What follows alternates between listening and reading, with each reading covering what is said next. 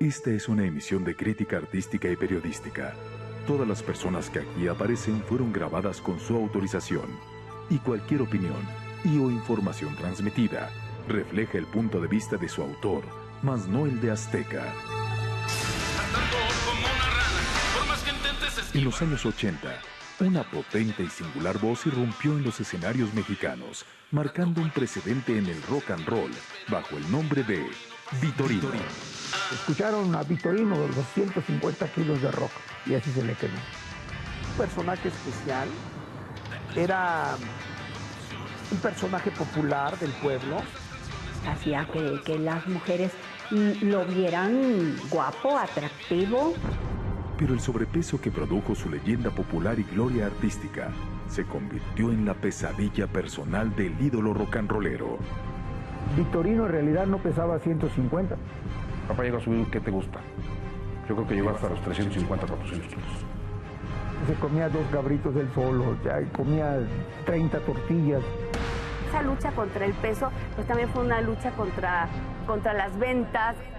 De alcoholismo, se sometió a una liposucción que le sacaron 3 cubetas de grasa. No existe una liposucción para una persona de ese volumen. Por primera ocasión, su hijo y compañero inseparable dará a conocer el extraño tumor que enfrentó el cantante. Un día que tuvo un tumor bajo vientre, ella tuvo otro tumor de 80 kilos en los testículos. Y descubriremos el destino de la fortuna que Vitorino produjo y las causas de su temprana muerte. Una enfermedad que nunca supimos qué fue lo que tuvo. Le empezó a salir agua por las piernas. Nada más de repente le dio un paro cardíaco. Como los grandes, murió joven, ¿no? A los 48 años de edad. Que Carlos Saura hacía doble contrato, que cobraba más fuerte, el triple de la cantidad de que nosotros nos decía. O sea, nosotros trabajamos siempre para él. Y Víctor llegó a cobrar, por decirte, $1,000,000 pesos, bajó a 50,000 pesos. Con solo 3 discos y más de 150 kilos de rock, Vitorino creó una leyenda artística que persiste no obstante 16 años después de su muerte. Pero detrás de esa simpática e inolvidable imagen existen mitos en torno a la real personalidad y condición médica emocional de Víctor César Morales sobre su sobrepeso, enigmas que hoy serán develados. Soy Atala Sarmiento y esta es la historia detrás del mito de Vitorino.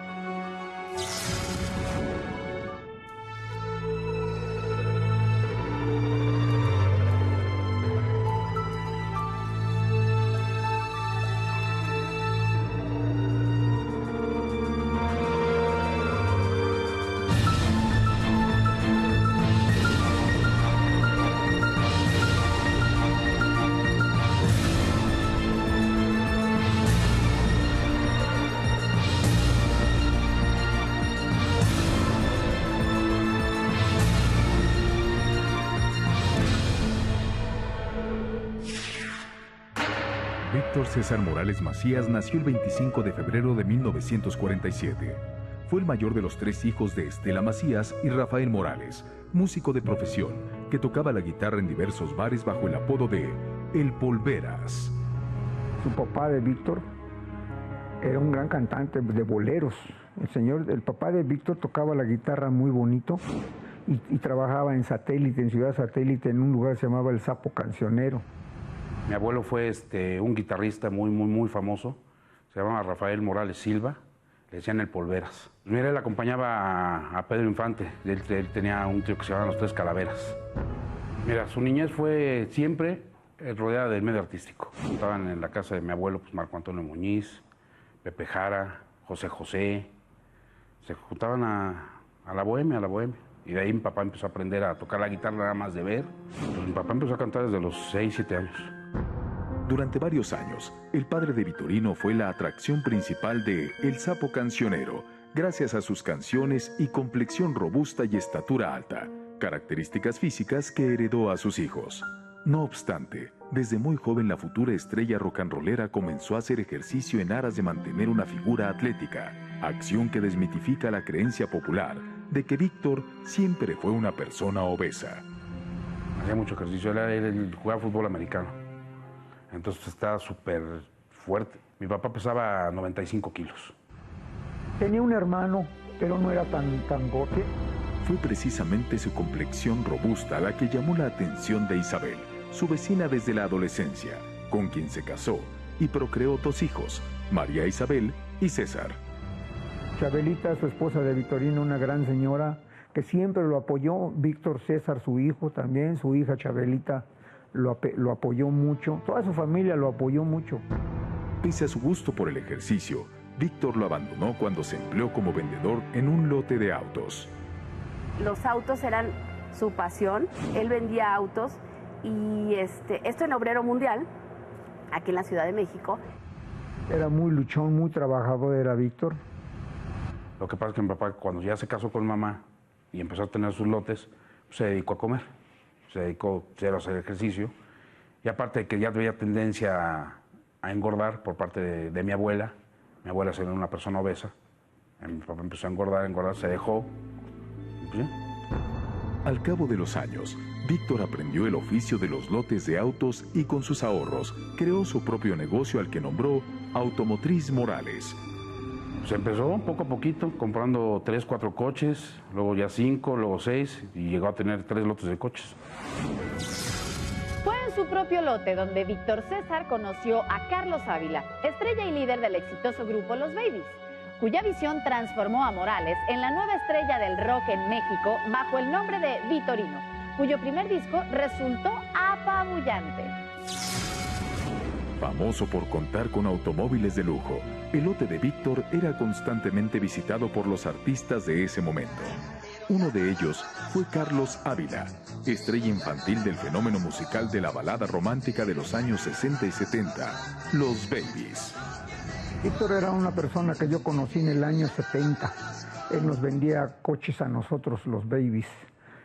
Somos muy aficionados al automovilismo y él tenía un lote en la colonia Narvarte que se llamaba Automotriz Morales. Entonces ahí le comprábamos nuestros primeros coches. Durante varios años, Carlos Ávila y Los Babies fueron clientes frecuentes del lote de autos de Víctor, quien, al igual que su padre, en las noches tocaba la guitarra y cantaba en bares de la Ciudad de México. Para la época de los 70 se empieza a hacer sus pininos Vitorino, los 76, 77, porque bueno, así empezó a cantar en los bares y queriendo sacarle provecho pues a este aspecto también de sobrepeso. Carlos Ávila escuchó cantar a Víctor y, motivado por su singular imagen física y talento vocal, decidió grabarle el primer material discográfico bajo su sello musical, Golden. Puse mi estudio de grabación que se llamaba Golden. En su lote lo fui a saludar y vi que estaba tocando la guitarra. Entonces yo dije, pues toca bien y canta bien. Decidí grabar a Vitorino y fue un suceso. Mi papá tenía una voz, mi papá tenía la textura de Pavarotti. Mi papá tenía una caja torácica, pero impresionante. Mi papá tenía una potencia, pero muy fuerte. Y era súper afinado. Pese a que como productor, Carlos enfrentaba el fracaso profesional que lo dejó en la ruina tras realizar sin éxito el único disco del Mimo de México, Mario Moreno Cantinflas, Ávila decidió apostar todo al nuevo y desconocido cantante. El único disco que grabó Cantinflas se lo hice yo, se lo produje yo, pero no funcionó el disco. Una abismal diferencia de lo que vendió Vitorino a Cantinflas, siendo que el monstruo sagrado que era don Mario Moreno y Vitorino era una persona desconocida 100% para el público. El señor Moreno lógicamente no era cantante, era comediante. Fue la voz e imagen corpulenta y robusta de Víctor lo que llamó la atención de Carlos Ávila, quien visionó en el vendedor de autos a una futura y singular estrella musical. Pesaba unos 100 kilos. Era muy corpulento, pero no gordo, pero muy ágil, y eso me llamó la atención. Le dije, mira, gordo, tienes muchas posibilidades y probabilidades de que gustes, porque tienes mucha carisma, porque cantas bien, por eso estoy invirtiendo mi dinero. Finalmente esto es un negocio. Y no me equivoqué, gracias a Dios, fue un éxito. Pero la propuesta de Carlos Ávila tomó por sorpresa a Víctor, quien no veía en la música más que un hobby. Un día le habla Carlos Ávila, el que era de Los Babies. Le habla a mi papá y le dijo, oye, pues ¿te interesaría, gordo, hacer un disco de rock and roll? Pese a no estar 100% convencido de esta nueva aventura, Víctor aceptó grabar un disco. Quería interpretar balada romántica pero nuevamente la visión de Ávila se impuso y lo llevó a debutar profesionalmente en un género totalmente diferente. La idea de él era grabar cosas de José José, de Marco Antonio Muñiz, y yo le dije, no, la onda no es por ahí, Víctor, vamos a grabar un disco de rock and roll, porque ahorita en México no hay mucho rock en español. No había rock en México más que Alex Lora con el Tri. Fue así como el nuevo e insólito intérprete, ataviado con singulares cadenas, anillos y un llamativo vestuario de coloridas camisas y brillantes trajes, debutó en el rock mexicano bajo el nombre de Vitorino. Le hicimos su look, lo llevamos con Alfredo Palacios para que le hicieran sus chinitos y cambiarle el look completamente, trajes muy llamativos, de azul, de amarillo, de verde, de rojo, de colores estrafalarios, reflejaban la música que cantaba él, colores vistosos, tipo James Brown, Elvis Presley, el dorado, el amarillo, el rojo, el azul. Eso, no puedes cantar un rock and roll vestido de smoking o con tu corbata. Carlos nos llevó ahí con Alfredo y le hizo el look. Le gustaban mucho los colores café, los colores beige, esos colores, y de pronto también se ponía el azul. La estatura y sobrepeso de Víctor obligaba a realizar su vestuario a su medida. Él se mandaba a hacer sus trajes, le quedaban muy bien. Se hacía muy bien sus pantalones, sus sacos. En Estados Unidos le compraba su ropa porque él era 3X, 4X. Era ropa especial para él y le dimos un look de rock and rollero glamuroso. A esa imagen estrafalaria se sumó el nombre artístico que llevó a Víctor César a la fama, Vitorino. Paco Stanley era muy amigo de nosotros. Paco Stanley le decían papá Vittorio. Y de ahí surgió lo de Víctor, Vittorio, Vitorino. Papá todavía bromeando con Paco le dice, Paco, pues que sí, es que tienes todo el tipo de italiano, hermano. Yo que la primera vez que lo vi en televisión creí que era italiano, porque el nombre Vitorino, y luego y sus trajes bien cortados, y su ritmazo que traía, y dije, ¿de dónde salió este chavo? Quise ponerle un nombre diferente, no dejarle el de Víctor, que es un nombre común y corriente, quise hacérselo más artístico. Y decidimos ponerle Vitorino, que fuera algo así como que llamara la atención que era extranjero, porque mucha gente pensaba que él no era mexicano. No, nunca lo puso Carlos Ávila. Nunca lo puso Carlos Ávila el nombre. Mi papá fue el que dio el nombre y Carlos fue el que lo registró. En aras de darlo a conocer rápida y popularmente, Carlos Ávila llevaba gratuitamente a Vitorino a numerosos eventos públicos, entre ellos los organizados por corporaciones policíacas. Esto creó el mito de que el propio Vitorino formaba parte de una institución de seguridad pública. Estuvo en muchos eventos, yo lo llevaba gratis para promocionarlo. Te digo que Víctor trabajó unos 6 meses sin cobrar un centavo, presentándose gratis para darlo a conocer. Pertenecía algo así como que a la judicial. No, es cierto. Tenemos muchos amigos, tienes amigos dentro de la policía, tienes amigos políticos. Vitorino también se presentaba en numerosas estaciones de radio. En una de ellas surgió el eslogan que, desde su lanzamiento, convirtió en leyenda y mito a Vitorino: 150 kilos de rock. En la radio de algunos locutores nació el nombre de el eslogan de 150 kilos de rock. Escucharon a Vitorino, los 150 kilos de rock, y así se le quedó. 150 kilos de rock, y de verdad eran 150 kilos, y de verdad era rock. En mayo de 1984 salió a la venta el primer álbum de Vitorino bajo el título de Rock en la Ciudad. En semanas se convirtió en disco de oro. 150 kilos de rock fue la frase con la que a los 45 años de edad, Vitorino debutó con gran éxito en los escenarios musicales, llevándolo en pocos meses a la cima artística. Pero ese mismo eslogan se convirtió en la pesadilla de la vida personal de Víctor César Morales. Rock en la Ciudad fue el nombre del primer disco y el sencillo con el que Vitorino irrumpió en los escenarios y listas de popularidad. La primera grabación que tuvo fue para Melody, que venía, esa famosísima canción, ese primer gran hit que fue Rock en la Ciudad, que era un cover, Rock This Town. Vitorino arrolló con su voz e imagen diferente al resto de los cantantes y en pocos meses se convirtió en uno de los artistas más populares y queridos por el público, alcanzando ventas millonarias. Yo terminé su disco en mayo y en diciembre estaba en primer lugar en todo México y en Estados Unidos. Se vendió cerca del 1,000,000 de copias, o si no es que más. Y el disco sale y mi papá sale a la fama el 9 de noviembre de 1984.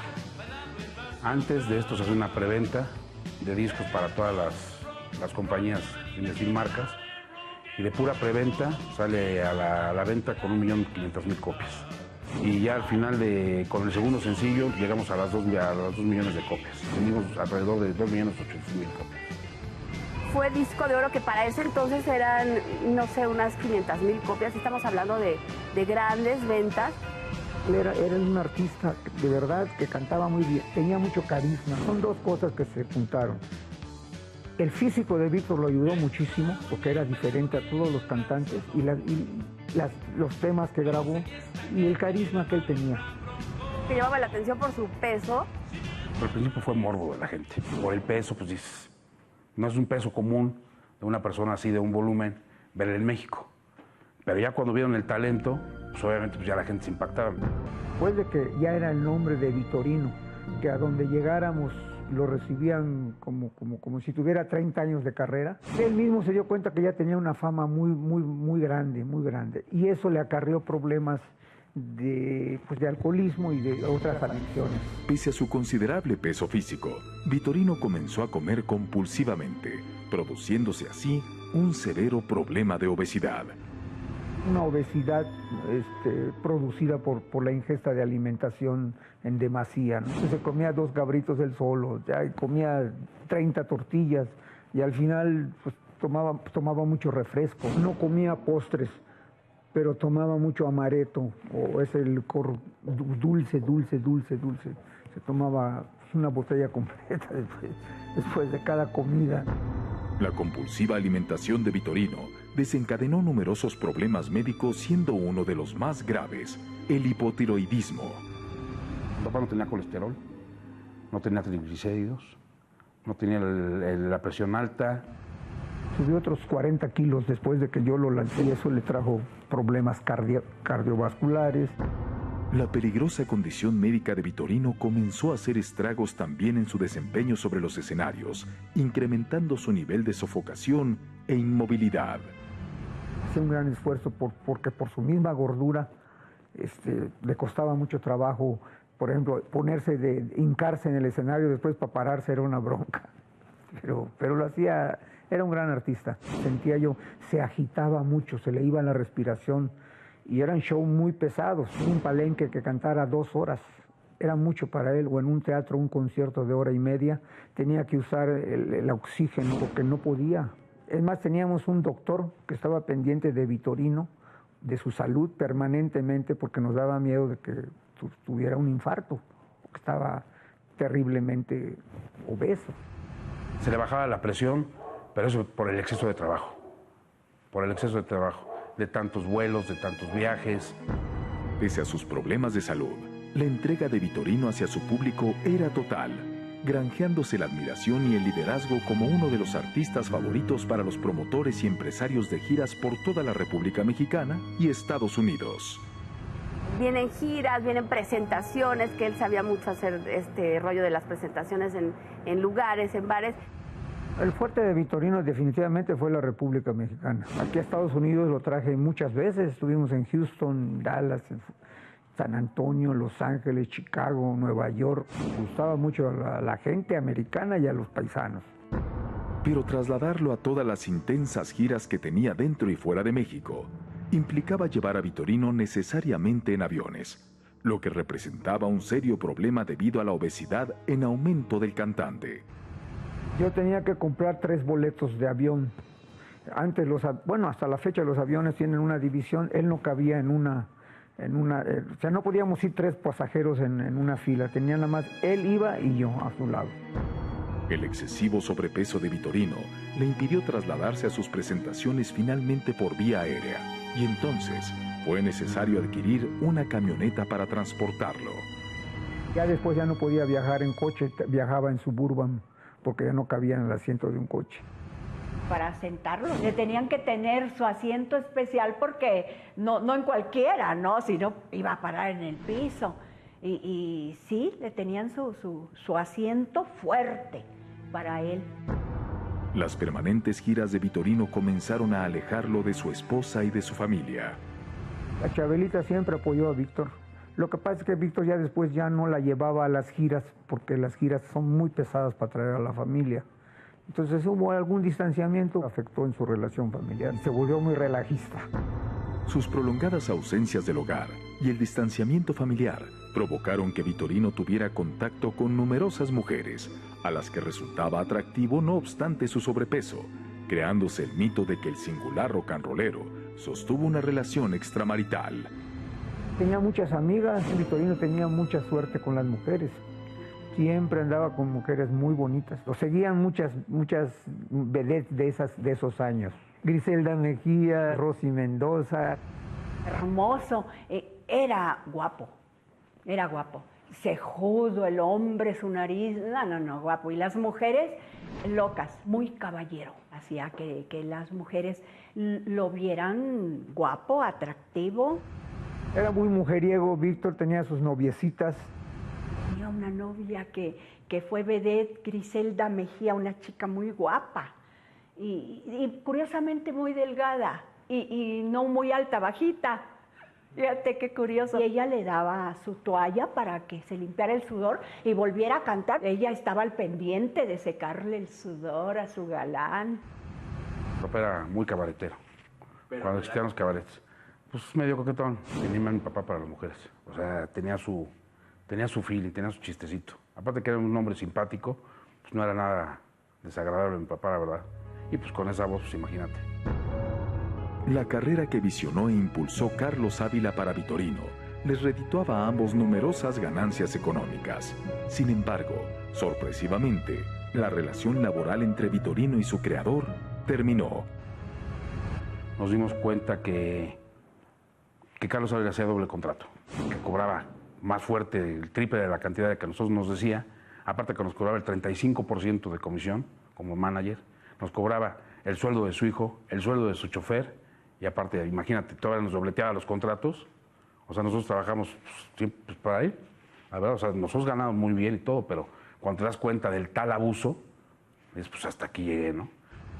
Un día me llamó y me dijo, pues quiero hablar contigo, ya no me parece lo que me estás cobrando de comisión y quiero rescindir mi contrato. ¿Está bien? Lo rescindimos.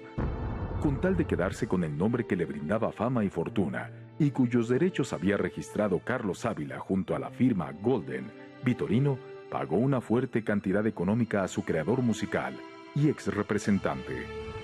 Cuando nosotros dijimos, sí, vamos a romper por lo sano, cada quien por lo suyo, pues sí. Nos salió Carlitos con la sorpresa de que el nombre lo había registrado.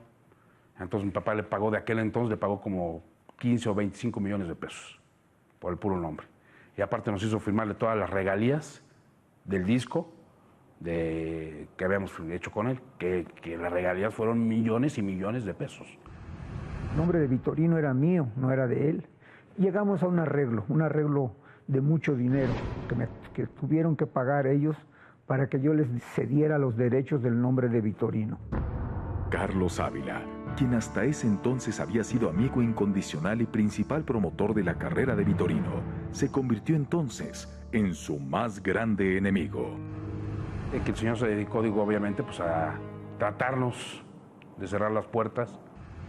Yo descubrí a Vitorino, yo hice el nombre de Vitorino. Empecé a hacer llamadas al extranjero para notificarles que yo ya no tenía nada que ver con Vitorino. Raúl Velasco, Rocha, Ochoa, toda la gente, y ya se enteró el medio artístico de que ya Vitorino no estaba en mi compañía. Y le hice ver que no era tan fácil que me dejara.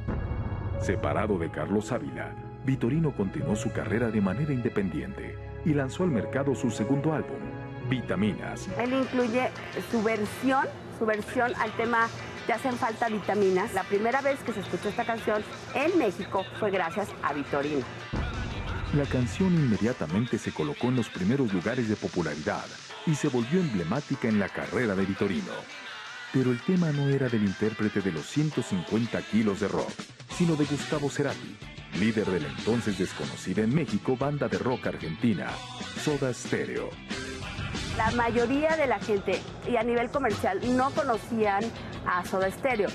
Vitorino hizo esta canción para México y así fue como después la gente se enteró que era una canción de Soda Stereo.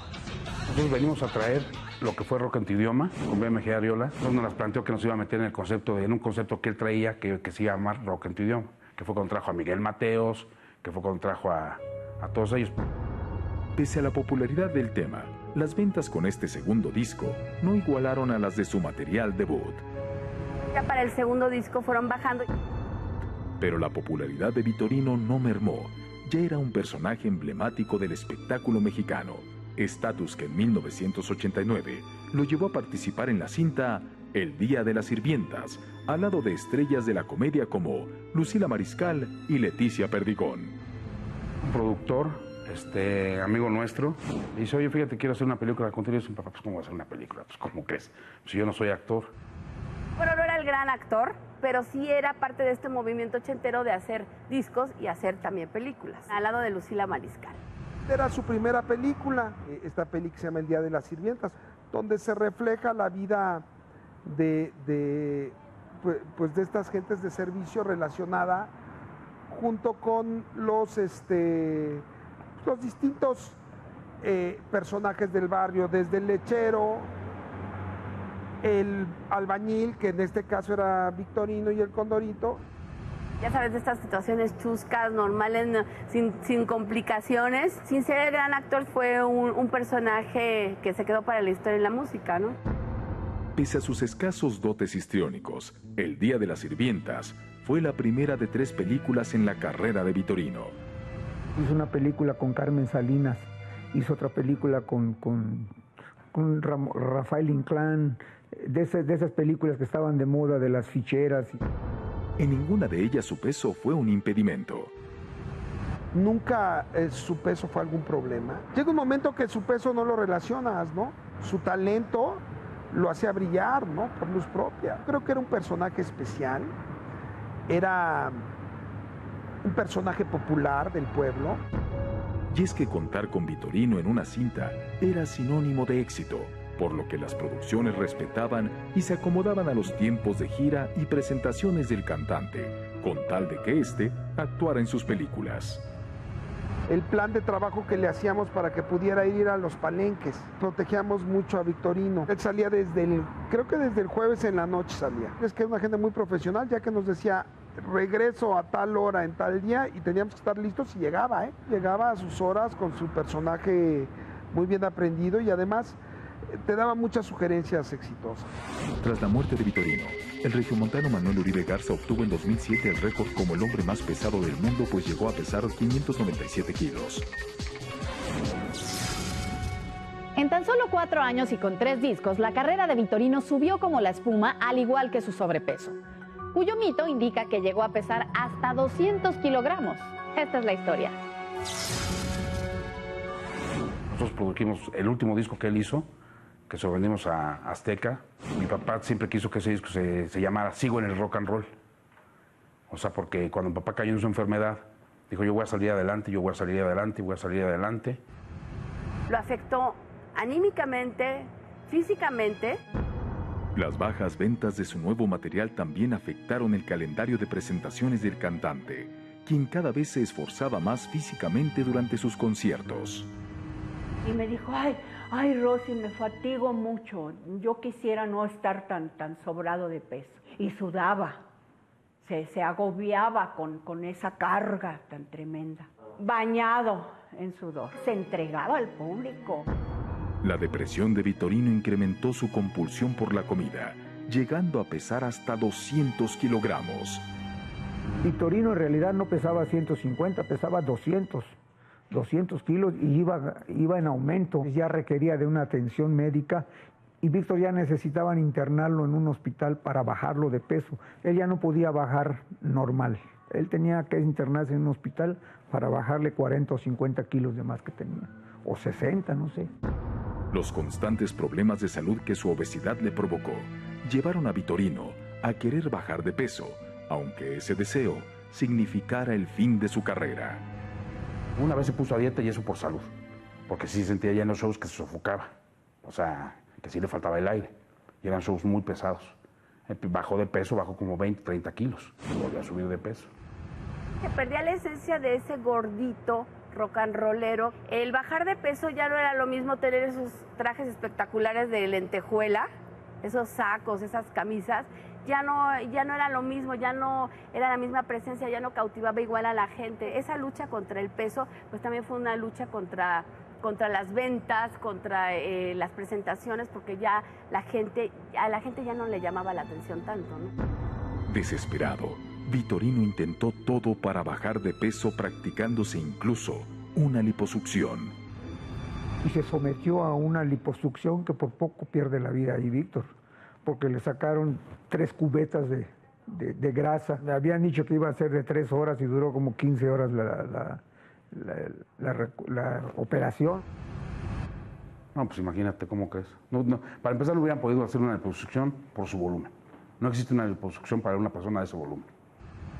Un medio de escape a sus múltiples sufrimientos y sus dolores que también le ocasionaba el exceso que tenía de peso, ¿no? Su crítico estado de salud lo obligó a rechazar algunos contratos, lo que contribuyó al declive de su carrera. Él ya estaba muy enfermo, él ya no podía trabajar mucho. Es más, Víctor después empezó a rechazar contratos porque por su mismo estado de salud ya no podía. Poco a poco, las presentaciones de Vitorino fueron cada vez más espaciadas y en lugares pequeños, afectando severamente la situación económica y emocional del ídolo rock and rollero. Está trabajando en lugares que yo lo traía en Estados Unidos, Convention Center, auditorios, plazas de toros. Ya empezó a trabajar en hoteles, en bares de hoteles, en bares pequeños. Se redujo su popularidad, pues, y se redujeron sus ingresos. Si Víctor llegó a cobrar, por decirte, $1,000,000, bajó a 50,000 pesos. Incluso hay quienes aseguran que Vitorino llegó a trabajar con María Antonieta de las Nieves en su circo. Lo llevaron a los circos a trabajar. Él no quería usar trajes de colores chillantes o brillantes porque decía que no era payaso. Y terminó, desgraciadamente, en un circo en Tijuana trabajando con la Chilindrina. Vino un declive moral y económico muy fuerte para Víctor. Sí, estuvimos trabajando en un circo, pero no es cierto, no es como lo cuenta Carlos. En Guadalajara, haciendo una gira, llegó uno de los hermanos Suárez, uno de los circos más grandes del mundo que puede existir. Es un circo, tienen carpas de 1,500, 2,000 y hasta de 5,000 gentes. Entonces me propuso a mí hacer circo. Lo platicamos, lo vimos y es cuando más dinero hemos ganado en la vida. Con su grupo haciendo su show. Parece que estuve en el show de la Chilindrina, no es cierto. Pese a su precaria situación económica, Vitorino grabó un 4º disco, material que nunca salió al mercado y que hasta el día de hoy permanece inédito. Se dice que había uno más que se quedó, hay un disco que se quedó grabado, pero no, ya no salió a la venta. Ese disco lo hizo mi papá, se tardó como 2 o 3 años en hacerlo, en ver letras, en ver música, que dejó ya grabado mi papá, que ya no pudo sacarlo a la venta. En agosto de 1995, a los 48 años de edad, Víctor César Morales Macías, mejor conocido como Vitorino, falleció, dejando una casa y un departamento en la colonia Narvarte, así como una cuantiosa fortuna a su esposa Isabel y a sus hijos, César y María Isabel. Además de los múltiples problemas respiratorios, de tiroides y cardiovasculares, en 1993 la obesidad en Vitorino provocó una hernia abdominal que el cantante nunca se atendió. Un tumor bajo vientre, empezó como un barro y después ya le empezó a crecer y fue un tumor de 8 kilos, benigno. Debido al enorme tamaño de la hernia, esta obstruyó la libre circulación de la sangre en el cuerpo de Vitorino, que lo obligó a operarse de emergencia para retirar la protuberancia abdominal. Y en esa operación, el doctor que lo operó mal. Y le operó los linfáticos. Los linfáticos es lo que es el regreso de todos los líquidos. Entonces de ahí ya le vinieron complicaciones y de ahí ya tuvo otro tumor de 80 kilos en los testículos. Ya no podía ni caminar, Víctor. Y él tenía que usar una ropa, como un batón, porque ya no podía usar pantalones. Vitorino superó la operación, pero no siguió las instrucciones médicas que advirtieron de la inmediata reducción de ingesta de alimentos. Mi papá, antes de morir, sí, se empezó a hinchar, una enfermedad que nunca supimos qué fue lo que tuvo. Mi papá llegó a subir, ¿qué te gusta? Yo creo que llegó hasta los 350, 400 kilos de la enfermedad que tuvo. Le empezó a salir agua por las piernas, pero así agua te hablo de que litros, chorros, sí, pero... La omisión de Vitorino provocó que nuevamente se le taparan las arterias que llevaban sangre a su corazón, ocasionándole la muerte cuando solo tenía 48 años de edad. Lo llevamos a Houston, nunca supieron qué tenía. O sea, los doctores me dijeron, sí sabemos que se va a morir porque está engordando. O sea, hasta la fecha nunca supimos de qué se murió. Nada más de repente le dio un paro cardíaco, obviamente, pues, de que empezó a engordar, y ya estaba con oxígeno a las 24 horas. Una persona con ese peso y si no se cuida, se muere. Y él muere en el 95 a los 48 años de edad por un paro cardíaco. Como los grandes, murió joven, ¿no? La prematura muerte de Vitorino incrementó la leyenda del cantante de los 150 kilos de rock. La gente lo recuerda y Vitorino formó una época, aunque no fue de los clásicos del rock como Enrique Guzmán, como Angélica María, César Costa, no, pues eso apenas él iba naciendo. Irrumpió con una energía y un rock pesado, bonito, como eran sus 150 kilos, ¿no? Regalías por sus discos y películas, un lote de autos, diversas propiedades son algunos de los bienes que al morir Vitorino heredó a su familia.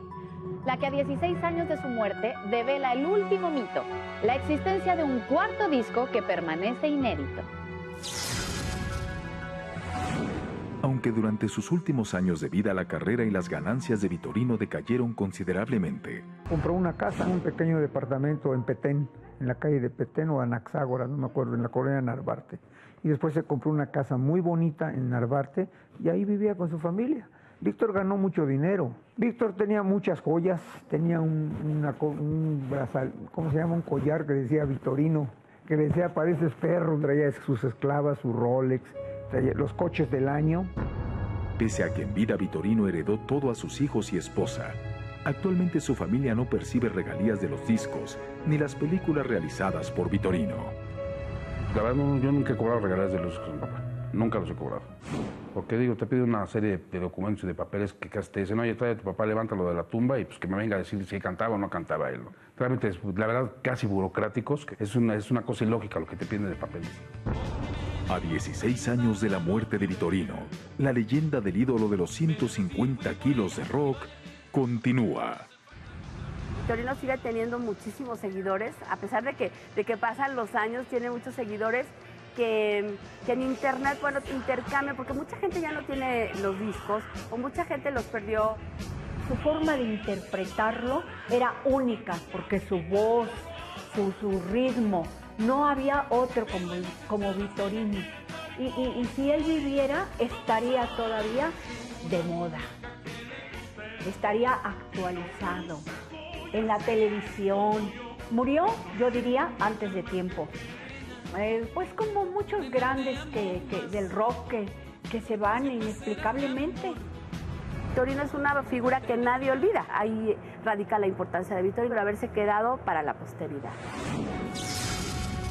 Soy Atala Sarmiento y esta es la siguiente historia detrás del mito. Hasta la próxima.